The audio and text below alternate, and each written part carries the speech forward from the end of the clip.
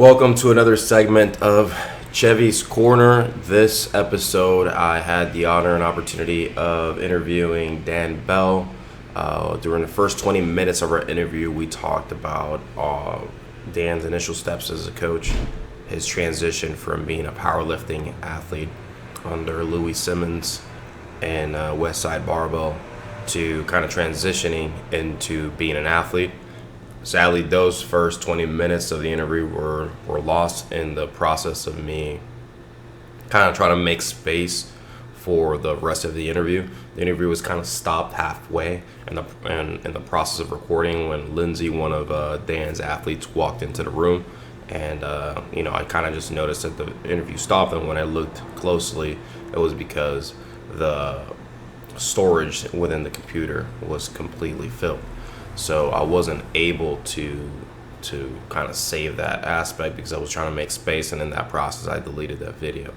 So just a quick overview, like I was mentioning earlier, Dan went through his first initial stages in his strength conditioning and in strength sports as a powerlifting athlete under Loui Simmons as a powerlifter down in West Side Barbell. Then he transitioned into kind of trying Olympic weightlifting out because he wanted to move more athletically. And he ended up moving, to his own location, opening up his own weightlifting club with a friend. Mark Canelo, after a year or two, dropped into the location. And I think he said Mark Canelo snatched 120, 125, and clean and jerk around between 150 and 160. And when that happened, Dan was like, all right, well, you clearly are the guy that knows the most here. You're clearly the guy that has the best technique in this gym, so we're going to have you be the coach. And so, as a joke, it started out, but it ended up being for real. Like Mark Canelo and Dane opened up Columbus Weightlifting, and they had the opportunity of working with, great athletes. They started out the Arnold in, I believe, 2003. And so Dan has had, during that stage and that process of them kind of trying to find their location, they moved around a lot. And he was also telling me how he coached Holly Mangold during the first 2 years of her career. And then she eventually made the national team and got selected to go to the Olympic training site. Well, sadly, that didn't go well for her, because the coach that was there didn't really handle her weight properly. They were making her lose 30 pounds in a row, quickly, and then they made her open at her first competition 2 kilos over her best snatch ever. So sadly, during that first competition of her, being a part of the Olympic training site, she bombed out. I didn't know that. I'm pretty sure that not a lot of people didn't know that, but that's something that Dan told me in the initial parts of the interview. And we can potentially do another interview in the future and talk more about all that and all of those transitions and focus more on Holly Mangold's career. Maybe eventually have Holly Mangold kind of come down and be a part of that interview. That would be great. But, that was kind of something that happened and something that I found really interesting in that first part of the interview. And, once that happened, sadly, Holly was no longer eligible to be a part of the Olympic training site, and so she moved on, right? And she went back into Mark and to Dane. She went back to them to get coaching again. But at that time, Dane felt that because of the situation that he was experiencing in life, he was going through a difficult time with his father being sick and him having to move away. He felt that Mark Canelo would be able to offer him a better opportunity for her to continue being coached properly and, have her goals set towards making the Olympic team, which she eventually did. And Mark Canelo was her coach at the time. And Dane was a secondary coach. And at the gym at Rubber City Weightlifting on Rebel Strength, there is a picture of them being together at the Olympics afterwards. So that's really cool. But yeah, so that's kind of like the first kind of 20 minutes of the interview. There might be some stuff that I'm missing that we kind of, glanced over and talked over. This interview is really in depth in terms of technique, programming, Dan's influence as a coach from different coaches, Glenn Penlay, Don McCulley, and some other great coaches as well. So without further ado, please watch the rest of this interview. It's about an hour long. A lot of great content there to kind of digest and learn from. And I think that me and Dan will collaborate further in the future with more projects, more interviews, more stuff like that. So if you have any questions for Dan about his career, about his coaching or anything, please leave it in the comment below. I'll make sure to relay those back to him, and then we'll create some more content in the future. So, all right, stay tuned. Hey, this is Christian Rodriguez, 7-time Team USA member. Being a high-level athlete, I need to focus on my recovery and nutrition. Using muscle-up bars, I feel more recovered from my training sessions and more fuel to attack big percentages and challenging volume.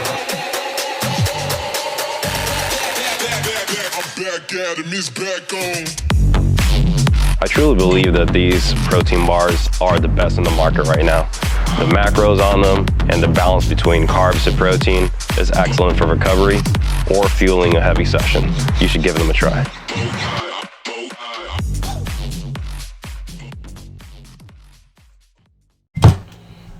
All right, so that was Lindsay. She's a stud. She looks pretty good. Converted powerlifter, but she used to be a dancer, so she kept all her flexibility around ankles, hips, knees. Although she really likes to drive to the very tippy end of her feet. Okay. Like a ballerina at the end. At the end of a. We're working on that timing, moving down. Gotcha. So, before Lindsay came through, we were talking about business about guy. Mark Canella. Mark Canella. Yeah. So you told him, listen, you're going to be the head coach now. You're the captain now, right? Yeah. So what happened after that? We started Columbus Weightlifting. We had, I think, 4 locations in the first 5 years, trying to find some place where our neighbors would tolerate us. And much like CrossFits, we ended up in an end warehouse space in the industrial part of town, because that's the only place that could handle the noise from the dropping weights. Yeah. I still had, even back then, lifters that got so angry. I had a lifter. She was it's funny how many women have punched holes in walls. I came in one day and there was a bar with 125 on one side and a plate across the gym, and it was just kind of laying half off the platform. The back garage door was open, and there was a chair thrown about 20 yards to the railroad tracks that were behind. Like, she wasn't there. I'm like, what happened? Oh, Selena missed a lift. Well then, Selena, you need to calm down there for a bit. It's not a mindset conducive to success in the sport. Which one is? That being that angry and perfectionist. Okay. Because it's I write, so one of my early writing teachers told me, you have 1 million shitty words in your system. Mm-hmm. Start writing them out. Start writing bad stories and get it all out. Weightlifting's a lot the same way. You have a certain number of bad lifts and misses in your system, and you're going to have to go through them to get to the good stuff. So if you can't miss during training, or if every training session is focused on getting a new PR, you're not going to last long in this. So what do you think should be the focus on training if it's not? Well, it depends on the stage of your training. All right, then go through the stages of training. Someone that's beginning, someone that's intermediate, and someone that's elite. Let's go through those 3 stages. What should be the focus on your expertise and like what you experience? Early on, it's got to be technique, but that can be frustrating. So I try to get them going on the strength assistance lifts right away, because if you're hitting PRs in squats, deadlifts, pulls, then that'll keep you coming back in the gym through the frustration of missing snatches, not being able to get in position because you got to do some mobility work around your ankles or shoulders. So early on, I try to get them on that linear strength progression while we're working on technique. It takes a while to pick up decent rudimentary technique, but I've gotten much better at getting people to a full lift that doesn't look unreasonable pretty quickly. I mean, the refinement period after that, it's going to take 2 to 5 years. But, within a year or so, they're doing things that a decent coach would recognize as weightlifting. Okay. After that, it's just, getting them the volume at enough intensity to keep, advancing. After 3 to 5 years, it'll be what their talent level is. Mm-hmm. If they've proven that they've got the habit of training, that they have the work ethic, they've got their technique down, what's their strength potential? And some people it's kind of low, some people it's pretty high. Like Kat. I mean, you saw it right away. Kat is a junior lifter 17. that Dan has. That she's 17, and yesterday she was tossing around 85 power snatches. Yeah, like nothing.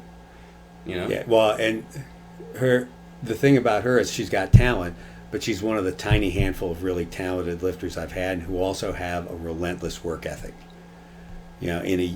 I think she's been training about 14 months now, and she has never missed a single workout. Yeah, you were telling me about that. She doesn't train in vacation. Doesn't skip a single exercise. One of the most easily coachable people I've had. Pretty easygoing. Yeah. I don't know anybody that doesn't like her. And she's going to be very, very good. Yeah. The only thing that can hold her back is my coaching. Okay. So that's, when you get a really good athlete who's willing to work, then any problems are usually the coaches. So I have to pay attention and, be as competent as I can. Okay. So how do you ensure that? Like you have a group of many athletes, you've been coaching for 20 plus years. How do you feel like, right, so this is, before we go to present to future, how have you grown as a coach up to this point? Like, how would you feel like you've been influenced by mentors, right? So you were saying earlier, Loui Simmons was a kind of like a mentor to you. He kind of, taught you some stuff in the powerlifting and strength and conditioning stuff. Just ignore it. Is there like a mute button? Let's see. I've never answered this phone.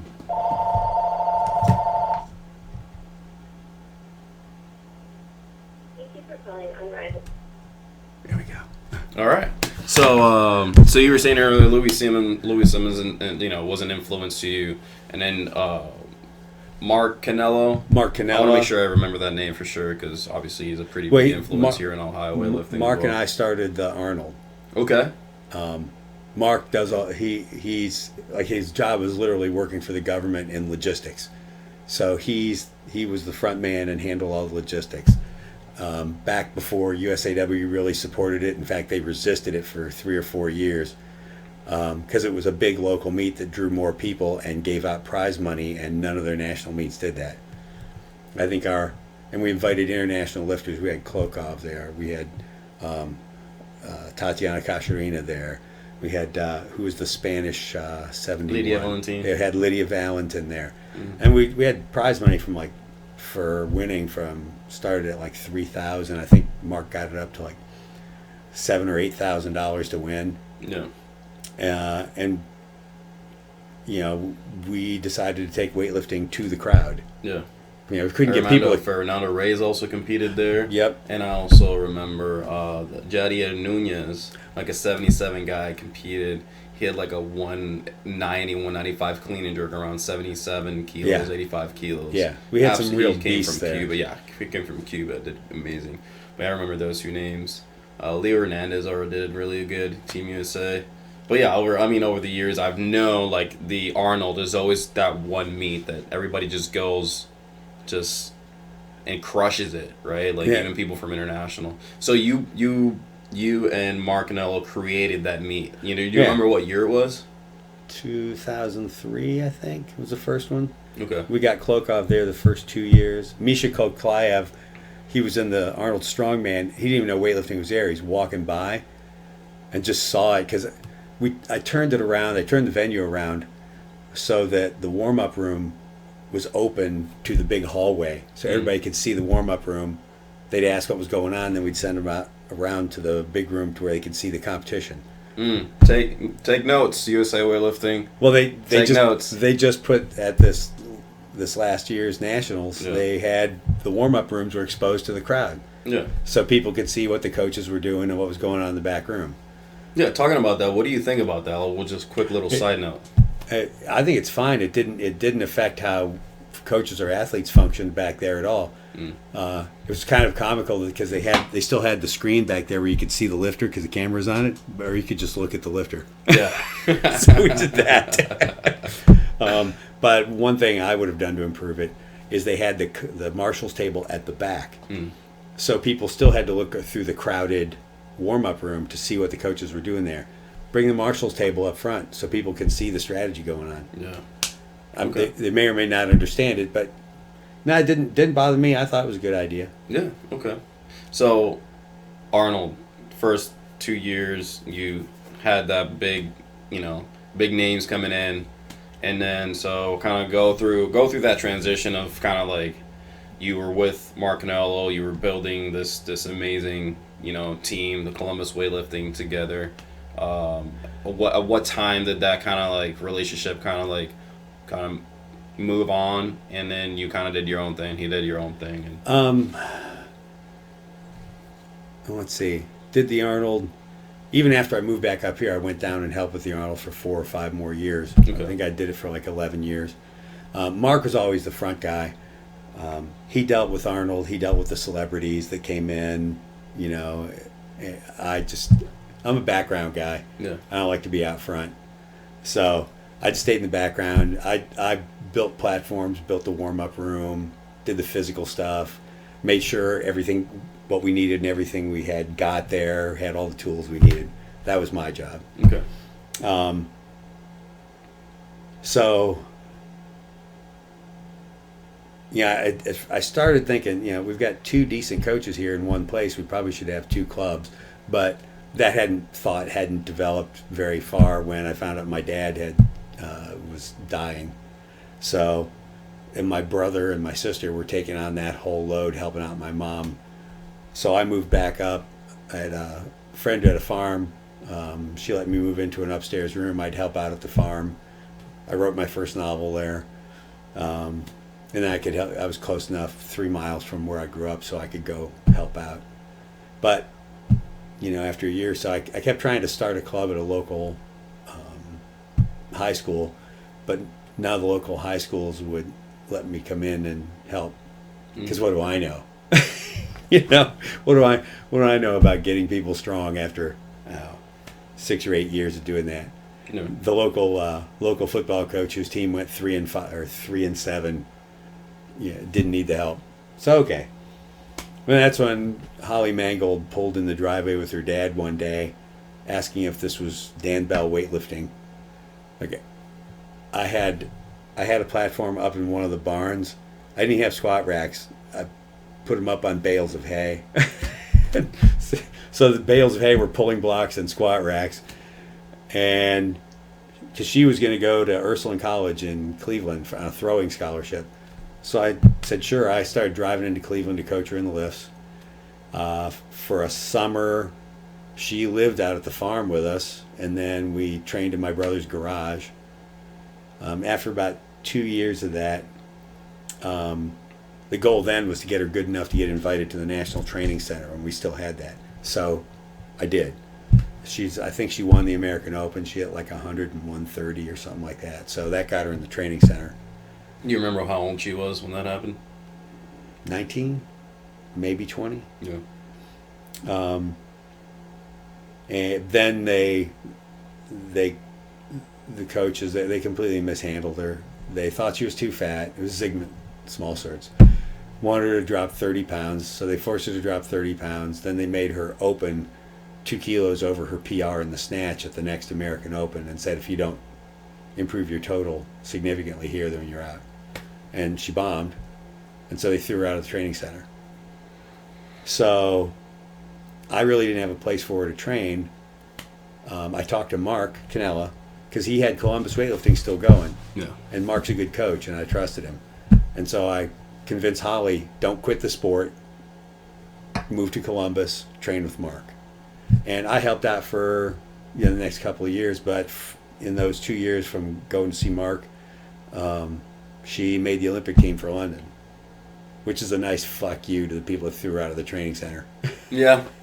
Well, the training center no longer exists, so For a reason. everything kind of happens for a reason. But let's see. And then that happened in London was 2012.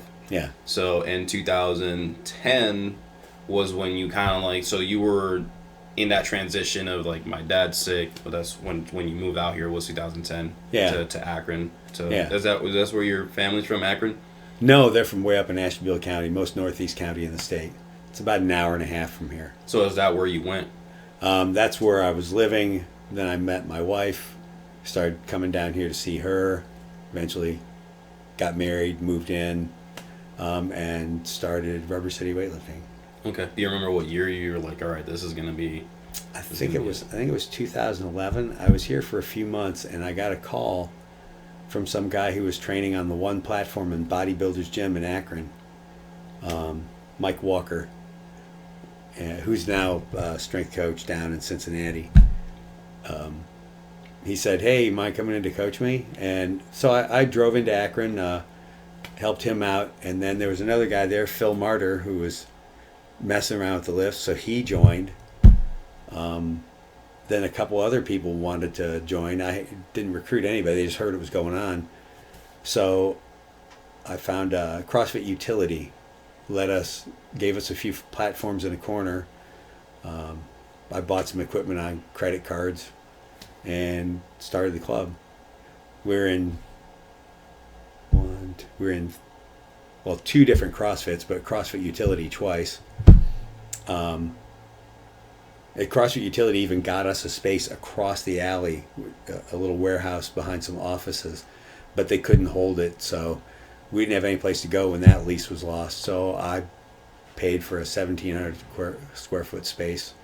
I charged enough money to pay the rent and utilities and expenses, except cost me gas to drive up there. But I had that for 3 years, and that's what the club really started to grow. I picked up a few athletes who were students at Akron, qualified some people for nationals. Yeah, but eventually, understandably, my wife thought, you can't keep paying to coach, because I really had never made money before that. I'd always paid to coach. Debilitating addiction. Yeah. Once the hook is set, it's It's there. yeah. That's it. Then you can't make people stop. Yeah. So it got to the point where I had to shut the thing down, and I was just going to stop coaching. That's when Justin, one of my lifters, knew him and said, hey, just come in here. Let me handle the business part. You might actually make some money.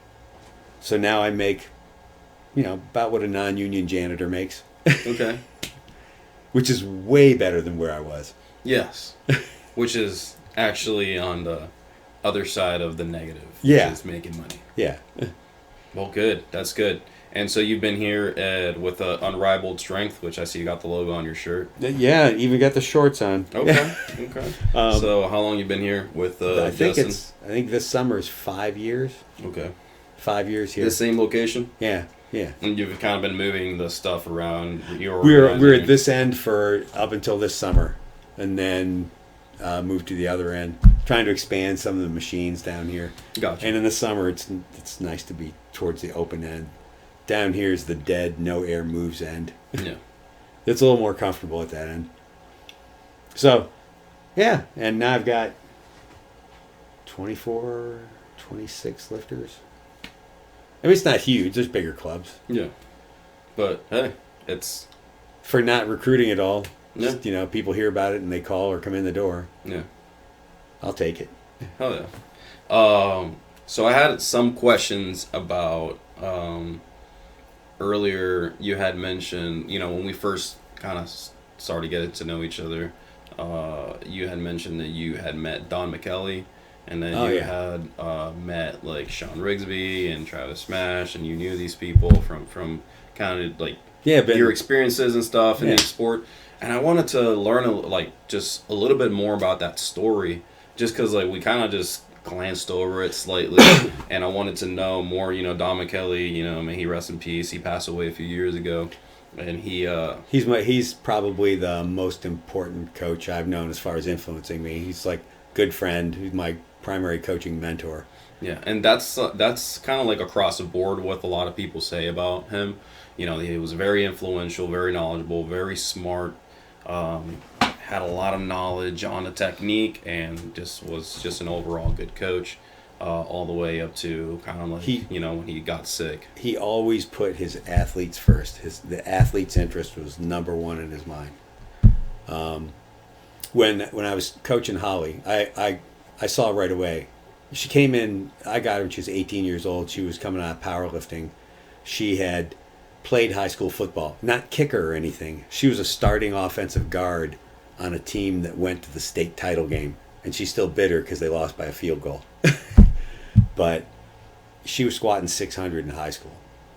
Freakishly strong already. I knew my ability as a coach did not match her talent. Okay. So I'd known Don a little bit, but I got to know him better, talked to him a lot. After it was in my brother's garage, the next summer, I got her down there with him. She moved in with Don for 2 months down in Savannah, into his house with him and Suzanne. And I went down there like 2 or 3 times. Mark Cannella and I drove down there, and Don worked with her on technique for probably a good bit of the summer. That was like a technical leap forward for her, and didn't charge her a penny. Her parents sent her some food money, but Don and Suzanne fed her, housed her. She helped him with some clinics. Couldn't ask for a nicer guy, more generous guy. And I learned a ton from Don. What do you think that he influenced you the most in programming, coaching style? Do you feel like your coaching style has kind of changed and molded like after you've experienced so much influence from different people and stuff like that? You can be I'm more 50-50 now. People like Travis Smash and Glenn Pendley, their early influences were strength. They came out of powerlifting, so they were really strength first guys. Coming from Don, and his big influence was the former head of the South Korean team, Shin-Ho Kang. They coached together at Team Savannah, and he was really technically driven, really precise technical guy. So, especially when I was with Don, I was thinking technique. Oh, that's you, okay. But even Don came around to, it's a strength sport. It's like technique matters, but technique is how you express strength. Yeah. So you got to constantly be getting stronger. Mm-hmm. So I talked to, probably said this to a few people, but Seb Ostrovich came out with that book, The Glenn Pendley Method. Yeah. Seb did a masterful job of organizing Glenn's thoughts. Because I talked to Glenn, I don't know, a few dozen times.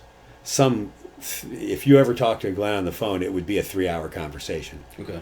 But I could never get a coherent approach, distill it out of everything he said, what his organized approach was to teaching the lifts or improving the lifts, getting people stronger. Seb had tons of notes from his discussions with him and actually organized it into a very useful book about how Glenn approached things. But Glenn was a strength first guy and always innovating. Travis, yeah, we learned a lot about strength from Travis. It was if I wish it could have lasted. Don, after Muscle Driver Pro Gym, where Don and Glenn coached there. Okay. Travis came in kind of when he started getting into the lifts. He came in coaching for free just as an assistant, just to learn from those guys. Travis? Yeah. So when Muscle Driver collapsed, Travis started his place and brought Don in to coach. And they coached together for a couple of years before Don died. Mm. So I got to know all those guys. So Travis Mash's gym started after the kind of MDUSA kind of downfall. He had a gym, and he had started with some weightlifting, but he was coming out of powerlifting. But he really got the weightlifting team going after Muscle Driver folded. I know that Glenn Penley coached at California Strength before he moved to Muscle Driver. He understood that if you're going to be a successful coach at this, you got to be able to make money at it. And he was always trying to figure out a way to make enough money to keep himself in coaching and to help his lifters out. Yeah. So Glenn Penley came from California, and Travis Mash was in North Carolina. Yeah. And then the other coach came from Savannah. Yeah. Yeah. Don moved. Glenn convinced Don he got divorced. Glenn got divorced, or Don got divorced. Don got divorced. Okay. And he had a little place, corner of. Do you remember what was his gym? The name of Don's gym before he kind of... Coastal Empire Weightlifting? Coastal Empire Weightlifting. Maybe. Okay. It didn't last very long before Glenn convinced him to come on up and actually get paid to be a coach at Muscle Driver. Okay. So he moved on up there. That's where he met Sean and Sean's wife and several other lifters that he coached. Tom Stroka was there.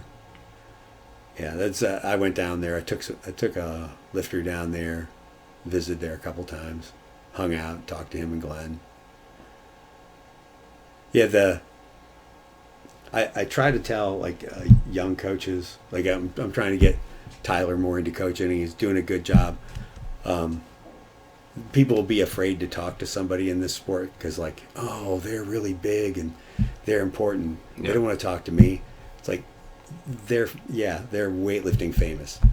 That means 2,000 people might know who they are. Yeah. Don't confuse that with actual fame. Yeah. And I've never met a coach here that wasn't willing to talk to anybody that wanted to talk to him about lifting.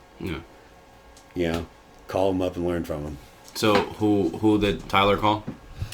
He'll now I've introduced him to some people. He'll talk to Mash, and he's talking with Phil Sabatini a lot, because him and Phil. I mean, Tyler's not as old as Phil, but he sees how long Phil's been doing this, and just staying in the sport and plugging away and deal with the injuries. How good you can get if you stay with it. Yeah.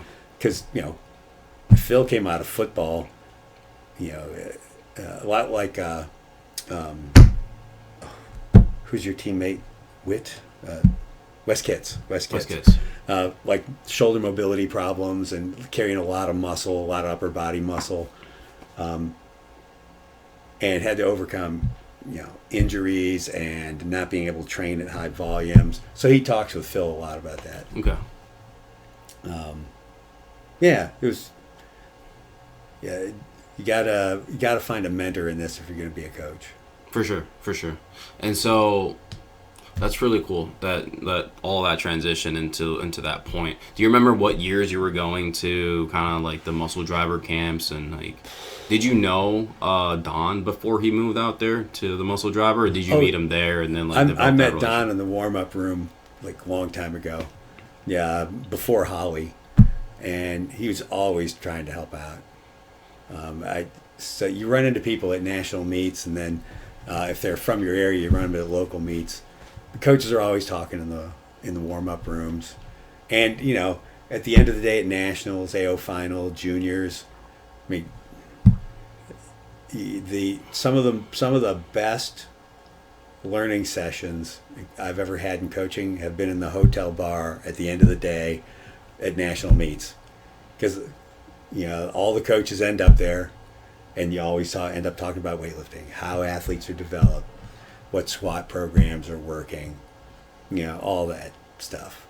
I talked to John Garhammer about his pressure plate studies.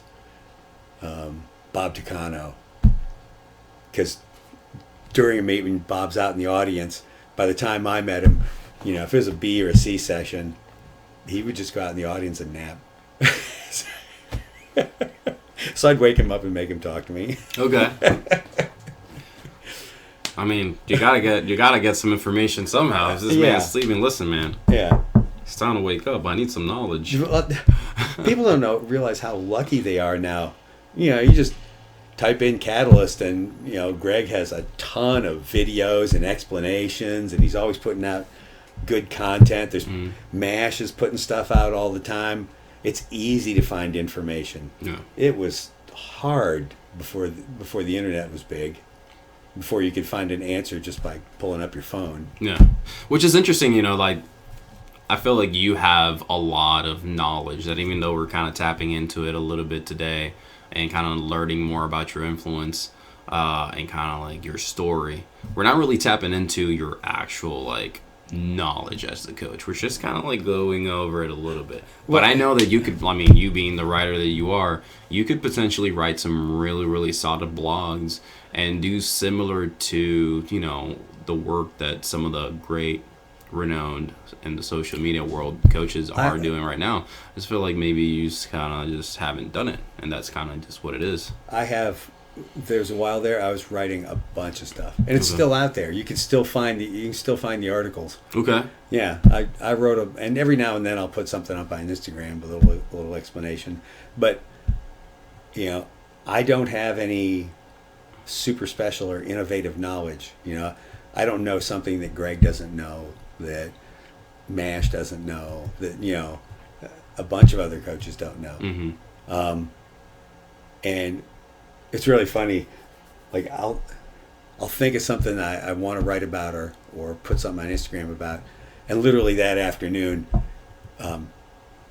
Greg will put something out there that's exactly that, with good production values and his super deep voiceover voice. I'm like, fuck. All right, well, that's better than what I was going to do. So he said it and showed it better with better production value than I was going to be able to do. So I don't need to do that. I'll just go be the coach in the room. If I have something that I think isn't emphasized enough or isn't said well enough, then I'll take the time to sit down and write something out and put a little video with it. I put up something a couple weeks ago about high pulls that I always thought I couldn't see the value in high pulls. But then I thought panda pulls were more effective at teaching the timing of the move from the end of the leg drive to the move under. And one of the things I've realized over the years is that every drill that you do to improve your technique, used long enough or used the wrong way, can instill as many bad habits as it fixes. So you got to be careful how you use any drill. One of the things I noticed in the overuse of the panda pull was people started to cut their leg drive short. So I started to add back in high pulls, because now I saw the value of that emphasis on the leg extension and still getting the timing of the arm pull right. So I use both now. Yeah. Okay.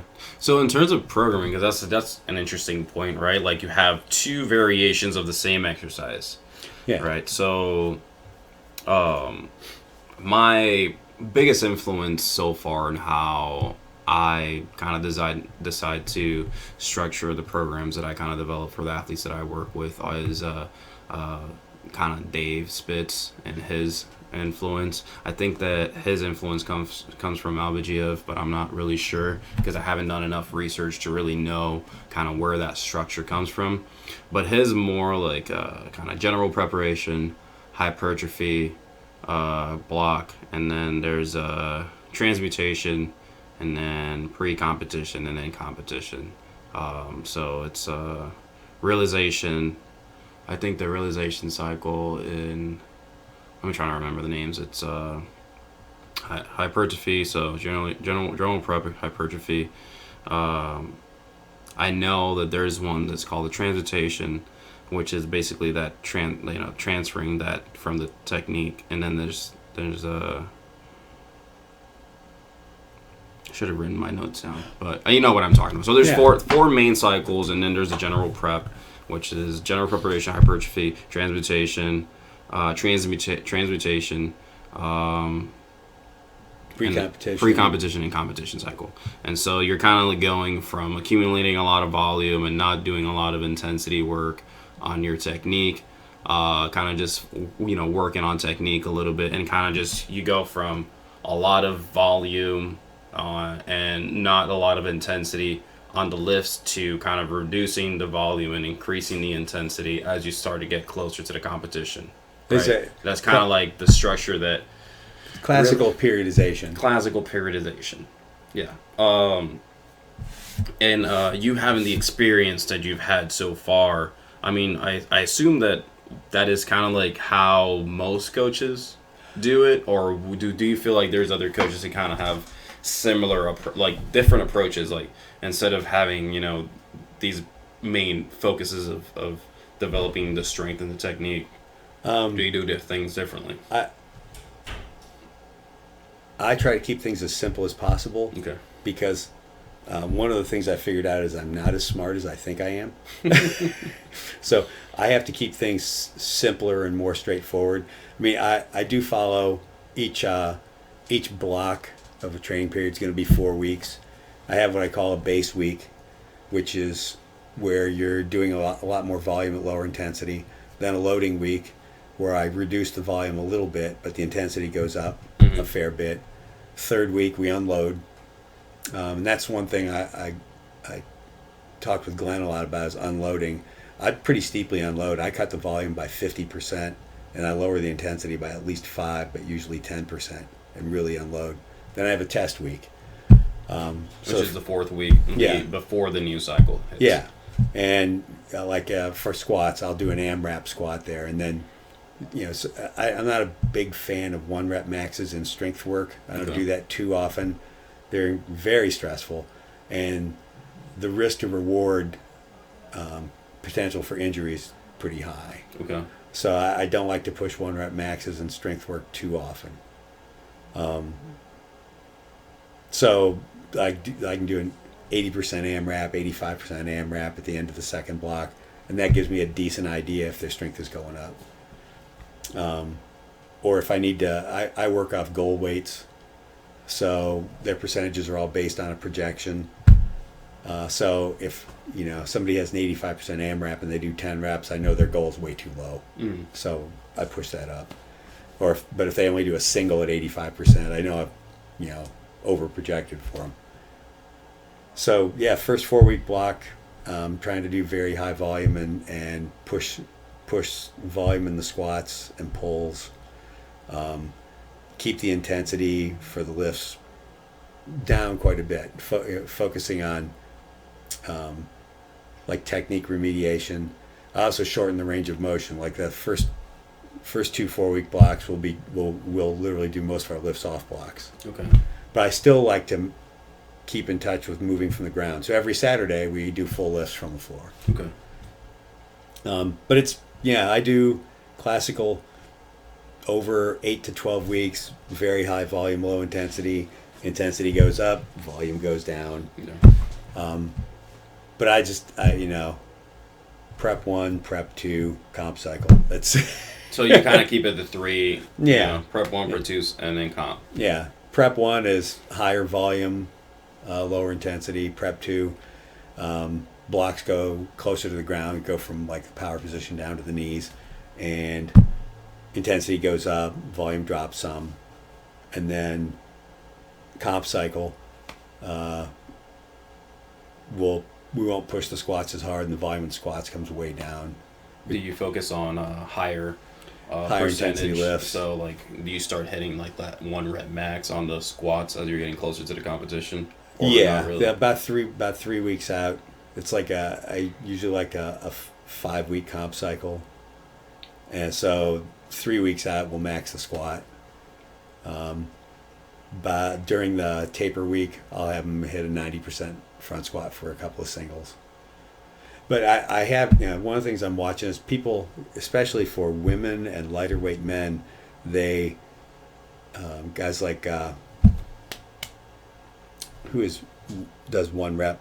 I just met him. I talked to him a bunch at at Nationals. I wasn't at Nationals. Oh. What team is he from? One rep, or 1 kilo. 1 kilo. 1 kilo. Is he tall? No. Because there's Nate. I think his name is Nate Lewis. The guy's from. No, that's his lifter. Nate Lewis is his lifter. You're talking about the coach. Yeah. Oh, the coach is He's gonna. If he hears this, he's gonna give me shit as soon as he sees me. He's probably gonna give me shit too because I've talked to him. Will Fleming. Will Fleming. Thank you. Second time I remember someone's name, and Dan hasn't remembered it, and I didn't even look at my phone. But I was looking at his competition cycle and how he'll have people taking heavier lifts much closer. 3-4 days out, they'll be taking heavier lifts than I usually have people. Yeah. So I've been experimenting with that with women and lighter weight guys if they're experienced. Yeah. Having them in the taper week, having them taking bigger lifts a little closer to their competition day. Yeah. As long as it doesn't fry them. And how's that working out so far? Some people it works really well, some not. Again, here's a lifter. Throw some shit at him. What works we keep. What holds him back we discard. Okay. And the lifter standing right next to him might work exactly the opposite way. Okay. So in terms of that, that's a really good approach, I suppose, or way of thinking of it. But so far, what I've recollected, I've received a lot of information from you. I want to spit it back at you, make sure that we're on the same page. So strength works. Get stronger. Improve your technique. These things are extremely important for any weightlifting athlete or any strength and conditioning athlete, right? Or any strength sports athlete. Just get strong, improve the way you do it. That's kind of pretty simple. But is there for example, accessory work that you don't throw at an athlete until they reach a certain level, or certain variations of the movement, maybe like block work or deficit work or hang work that you until that person reaches a certain level you don't throw at them? Or let's start with there, because that's a pretty good question in itself. So I teach the USAW level 1 course, and in the level 1 course they use pulls for teaching technique. Okay. I do not use pulls for teaching technique when I'm introducing a lifter. Okay. I think pulls, it's a slightly different technique in itself. Okay. And I don't think it helps you learn technique. I think it helps you emphasize portions of the technique properly. But pulls, especially if they're heavy, are slower than the lifts. And especially through the middle, your hamstrings don't react the same way, and you end up going forward, bumping the bar away a lot. I don't give people pulls until their actual weightlifting movement's pretty solid. Then the pulls will help them. And it could be I'm just not very good at coaching how to do the pulls to help your technique, but they don't work for me as far as teaching technique. So I don't introduce heavier or moderate and heavier pulls until after their technique is pretty good. And so is there a timeline that you kind of okay, what gives you, what is the criteria for you to be all right, I'm gonna put pulls on your training now? Like a full snatch or a full clean. Once that person is able to do a full snatch, you can do kind of pulls now, or is it something else? They have to, if they're approaching, if they're around snatching their body weight. Okay. Because when you're around there, then I know that your technique is good enough at decent enough weight that it's pretty well ingrained. We're starting the process of refining your technique. Then they have to start learning how to move against a heavy load and stay with the technique. So then I'll start using pulls to refine that part of the lift. Okay. Body weight snatch is a good way to think about it. It's rough estimate. Again, it's, I'll just look at the lifter and think, oh, they need this now. Yeah. Okay.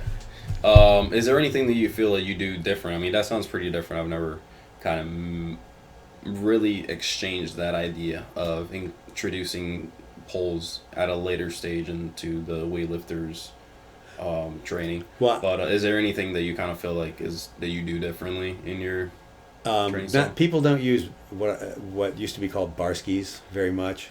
It's RDL into a lift. I've talked to some lifters or some other coaches about this. I break the pull down into 3 phases based on the muscle group that's dominating in that phase.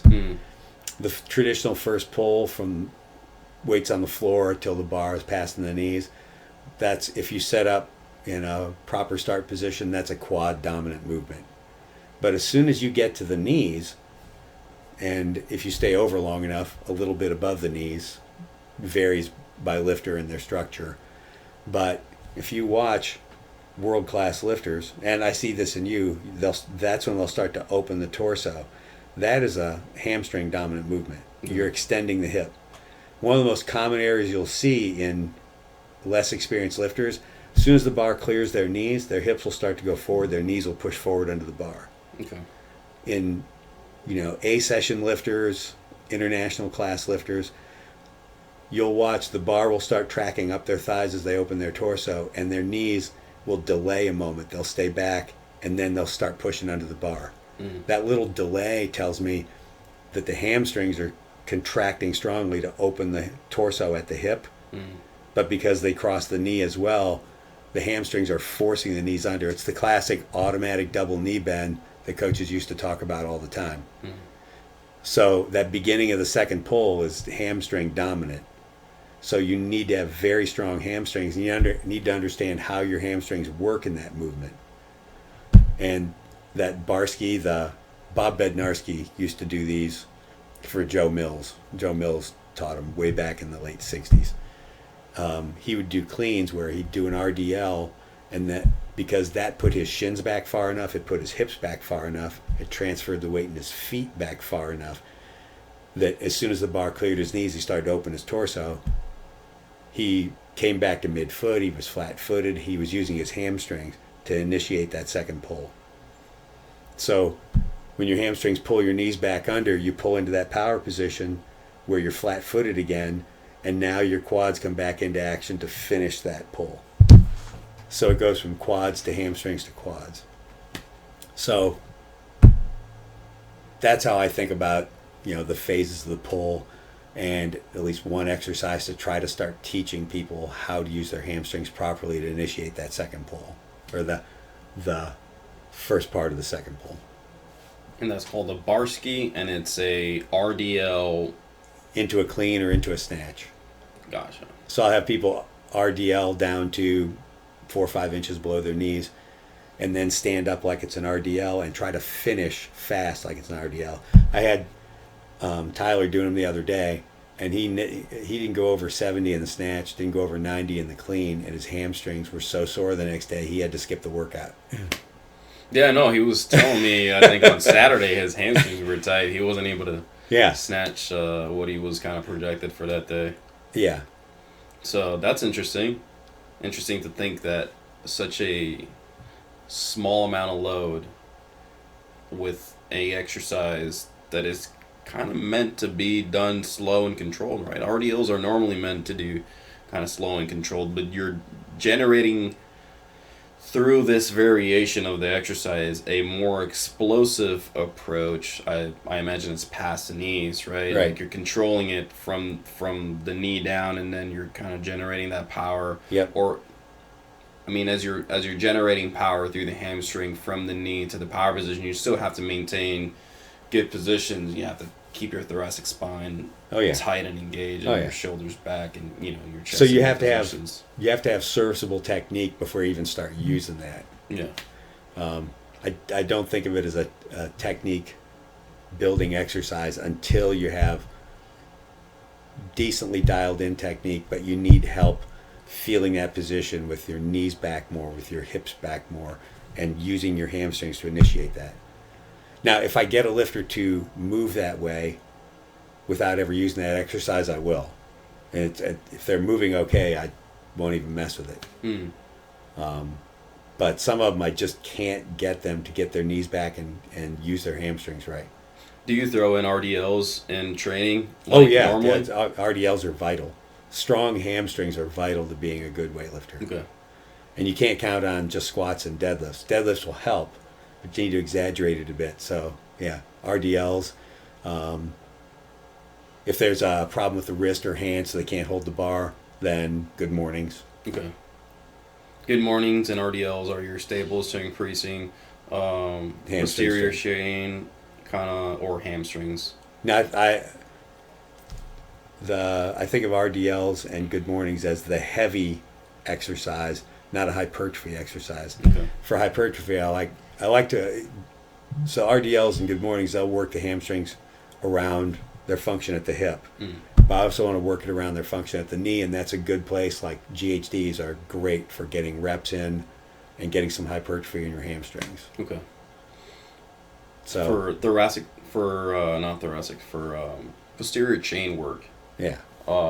What is your go-to? Like, you see a guy, he catches a clean, he's like crumbling underneath the bar, stands forward on his toes. You see that his calves, hamstring, glutes, back, none of it is firing properly, and everything's just forward on the movement. What is your go-to? How do you fix it?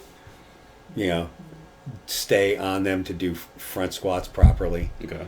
Overhead squats, RDLs, good mornings, glute ham raises, back extensions. I only had people doing those about once a week until you talked about how you do them like 3 times a week. And I thought, well, yeah, of course. And you see, and with that pause, like Liu Xiaojun, some of the Chinese lifters, they were at last rep, they'll just pause forever. So I started emphasizing that more. Try to get that low and mid back spinal erectors, get more meat in there. Yeah, back extensions are super, super important for training. I mean, I've had a lot of friends from different countries and different training programs tell me. Zacarias Bonat, which is a really good friend of mine from the Dominican team, he got silver in the 81 weight class. He told me that he does back extensions pretty regularly in his program. I have another friend, Francisco Mosquera, from the Colombian team. He's world team member, Pan American team member, extremely talented weightlifter. His nickname is Pacho. He told me about that too. Luis Javier Mosquera also does a lot of back extension. It's just a pretty, standard staple for a lot of athletes from different countries. And like you said, even Liu Xiaojun kind of does them too. And it's the difference is it's just it was in my program, but not emphasized enough. Okay. So the difference is emphasis. Mm-hmm. I don't think I have. I don't want to have some super secret knowledge I don't share. Yeah. If I figure it out and it works, I'm happy to tell anybody. Yeah. Because everybody, I've met so many coaches who are just happy to help me. Yeah. Gotcha. So for something that I've noticed in your program that so just to be clear, I don't follow Dan's program. I just kind of come in and do my own thing. So, I come in and I have a lot of respect and appreciation for what he does with the athletes. And, this conversation is also to learn how, the influence that Dan has had, but also kind of have this conversation where he can also share some of his knowledge. And I'm extremely grateful for your time. But sure. Yeah, something that I wanted to know is I've seen you have multiple athletes throughout the week. I don't know if it's 1 or 2 times a week doing heavy jerk supports. But that has been pretty consistently a staple in your programming. Oh, yeah. For athletes like Max, big Drake. Believer. Yeah, believer in it. I learned this from Michael Martin. He was one of the Martin brothers, very talented lifter that Don had a long time ago with Team Savannah. When he was 17 at the Olympic trials in 2000, I think, down in New Orleans, he did... I think he did 155, 185 as a 77 when he was 17. But I was talking with him when I was visiting Don once, and I'd watch him when he's warming up, and when he did a snatch, he didn't just stay here. He really shrugged everything he had up into it. Okay. It not only does it lock your elbows out better, so you don't have to worry about soft elbows at all or unlocking at the end of a snatch. It distributes that load across the musculature all the way across your upper back, through the traps, rear delts, everything. Okay. He also, and what I figured out is it's a lot healthier for your shoulder too. It helps open up that space between the head of the humerus and the bottom of the acromion, so that rotator cuff tendon to go through there a little more smoothly. But jerk recoveries and overhead supports, yeah, it gives you positional strength like nothing else. Yeah. And I want people reaching their shoulders up into it, really working on spreading that load pushing out. up as opposed to like letting like the weight sit down. Like you want to really push up, reach everything you've got into it. Now, when you get, if you're clean and jerking 150 and you get 180, 200 overhead, you're not going to be able to shrug it much, but the effort engages all that musculature, makes it solid, and makes your elbows lock out nice and tight. I was terrible at the jerk. I was terrible at coaching the jerk for a long time, and it just drove me nuts. And so I made figuring out how to make good jerkers a point of my self-education. Yeah. And talked with Mark Cameron a lot. Mark was one of Joe Mills' last lifters. He was the lightest American still to clean and jerk 500. Yeah, I think he was. He weighed 110. It's 227, right? Yeah, he did 227, weighing 110. I think he snatched 180 that day too. But he did overhead supports. He said 3 or 4 weeks was it before he clean and jerked, before he jerked the 500. He did an overhead support, just not recovering from the split, with 1,050 pounds. So he never had any doubt that when he locked out a jerk, he was strong enough to hold it. Yeah. And that strength in that position gives you a huge groove. It's lots more room for error. Also, learning to recover with 20, 30, 40, or even 50 kilos more than your best jerk. You're never worried about that first recovery step and things getting really wobbly. Yeah. You've done that so many times. Yeah. You've got it. We have that much weight. One of the things I've noticed about when people get red lights and they keep the weight overhead, recovering from a jerk, is they lose attention up. Yeah. And so when that first foot pulls back, when they step back, an elbow will come unlocked, or both of them will come unlocked. They won't notice it. Yeah. You cannot do that with 40 kilos over your best jerk. Yeah. All of your attention is in reaching up. Oh yeah, absolutely. One of the cues that Dave Spitz used to give me when I was working under him was as you're recovering, to punch up into the bar, right, and not allow it to drift forward. And since he gave me that cue, like, my jerks were a lot better. I do tend to have a little bit more of a forward jerk as I get like 75s, 80. They'll be a little bit forward. But he would kind of just like, listen, even if the jerk's forward as you're recovering, punch up and back, right? Like, don't let that weight kind of be forward. And the only time that actually backfired in competition was a 185 clean and jerk at Pan Am Games. So I cleaned it, solid clean, and I jerked it, and it was right on the spot. But as I'm recovering, I'm like, doing the same thing, up and back into the bar, and like my back kind of just collapsed, and I dropped it. I dropped the 185 to hit a 327 total, I believe it was, or maybe no, it was more. It was 337 total that I had over my head at that time. It was like a 1 kilo PR. Like, my best total was 336, and it was the only time that backfired for me. But it was like, I think that maybe if I would have done some of those jerk supports that we're talking about, I would have had that. I would have had that ability to like know, like, all right, I'm gonna punch into this, and I got this. Yeah, Don was the first. He used to do that with the lifters at Muscle Driver. Okay. I think Tom Stroker did like 240, 250. Drake just did 230. Tyler did 225. But Tyler's a very solid jerker. Oh yeah. His jerk is money. I rarely see his jerk be out of position ever. Yeah. He is very consistent with and when he first came in here, it was a train wreck. I mean, it was here, he would meet it halfway, but, it would be 140, but he could just finish pressing out 140. Yeah. It's classic CrossFit jerk. Yeah. But yeah, you wouldn't. Sometimes he'll go back and look at those videos of his first jerks. Oh my God, how did that used to happen? Right. Well, he learned in CrossFit, and his CrossFit coach said, "That stayed over your head, good enough." And then you fix it. Well, he's a good athlete. We're still working on fixing the top of that CrossFit pole. Yeah. Oh, teach it wrong, and then emphasize the wrong technique with hundreds and hundreds of light reps. Yeah. It's a prescription for ruining people's potential weightlifting careers. Yeah. Holly's really talented. I think that he could. I mean, I tell him every time that I see him lifting, like, man, you should be hitting 40 to 50 snatch and 80 plus clean and jerks any day of the week. He's like extremely talented, super strong. Yeah, and he just wants it. I mean, you can tell he comes into the gym and he just works hard. Yeah, he's not one of those guys who's going to give up early. Yeah. He's in it for the long haul. Yeah. He's like Phil. He'll be coaching and he'll be coaching and lifting into his late 30s if he can help it. Yeah. Yeah. He's been a really good positive training partner and environment.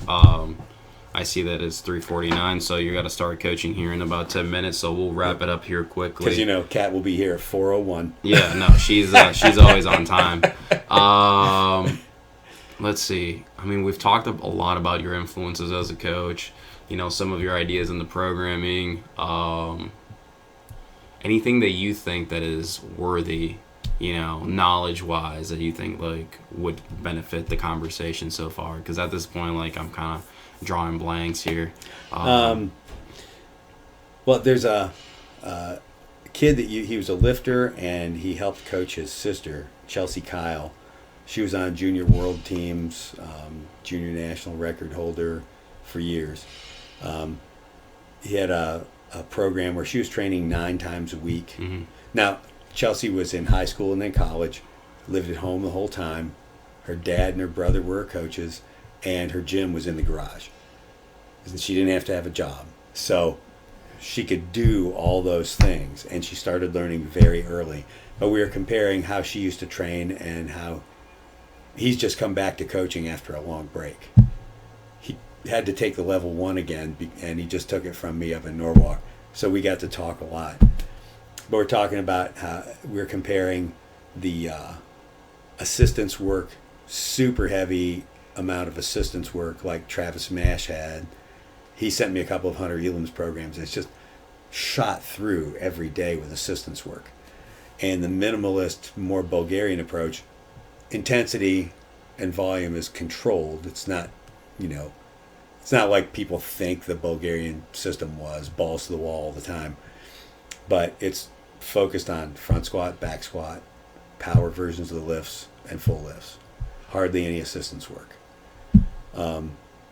And both clearly have been very successful. But we were comparing those two approaches. A lot of assistance work, not as many full lifts or lift variations versus tons and tons of full lifts. And it's just been an interesting conversation. I probably fall somewhere in the middle. He coaches many kids, and they pick up, they learn at 11, 12, 13 years old. They pick up the technique really fast, and they get more balanced development from doing full lifts and those squats and pulls almost exclusively. But I get a lot of lifters who are coming from other sports. I always find a big strength hole in their upper back, like their upper back thoracic extension and overhead strength, usually pretty poor. Most of them have poor hamstring strength. So I have to do a whole lot more assistance work to get to fill in those holes for the first year and a half before they can really do a ton of lifts. So that's been an interesting conversation to have. Okay. So that's something that you find like on the younger lifters or even like in more elite lifters that have been lifting for a while and are experiencing that issue too, like hamstring, kind of upper thoracic spine weakness? The people who've been training a long time or started when they were young under a good coach, that's usually not the case. Those holes are filled in generally by doing, because they're weak everywhere. Yeah. So everything comes up in balance. Yeah. But if you're, say, been a football player, strong bench, strong parallel squat, glutes are weak, hamstrings are weak, upper back thoracic extension is bad, overhead strength is poor. So all those things have to be brought up into balance with everything else before you can really start to hit the lifts you would expect to hit. Okay.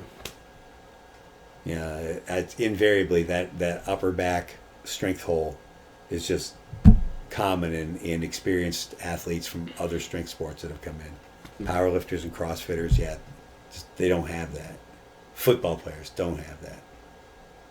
Wrestlers can be pretty bad because they're constantly hunched over like this. Yeah. They don't have that thoracic extension either as a feel. They don't have the proprioception or the strength. Yeah. So just teaching them how to lift their chest up is a chore. So Okay. that's about all I got. Well, I mean, yeah, it's definitely been one of the best podcasts I've done in a long, long time.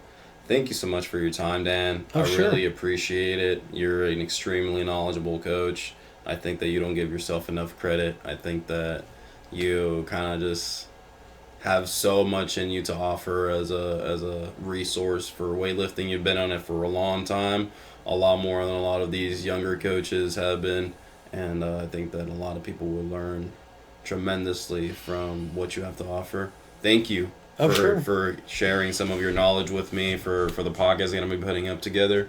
And if you guys want to learn more from Dan and come by to Rubber City Weightlifting, he's located in North Canton. Yep. In Unrivaled Strength and Conditioning. If you want to give him a follow on Instagram, it's Rubber City Weightlifting. Yes. Rubber City Weightlifting. Rubber City Weightlifting. You also said you had some articles you've written out, some blogs or stuff. Where can they find that? Yeah, I have to Google them. I can't remember what. I think I still have a couple of blogs out there that I have to find passwords to get to. But I'll Google my name. Scroll past the first 2 pages of Daniel Bell, the great powerlifter. Okay. And Daniel Bell, the Chicago school economist that has several books out there. And eventually you'll get to Daniel Bell, weightlifting coach. Okay. So look up Daniel Bell, weightlifting coach, blogs and essays, and hopefully you'll find something down the lines. Which one is, if you were to have, one of your essays that you think was probably your best work and that you would recommend anyone to read? I know the one that gets the most reads. I'll go back and I'm shocked at how many times it's been read.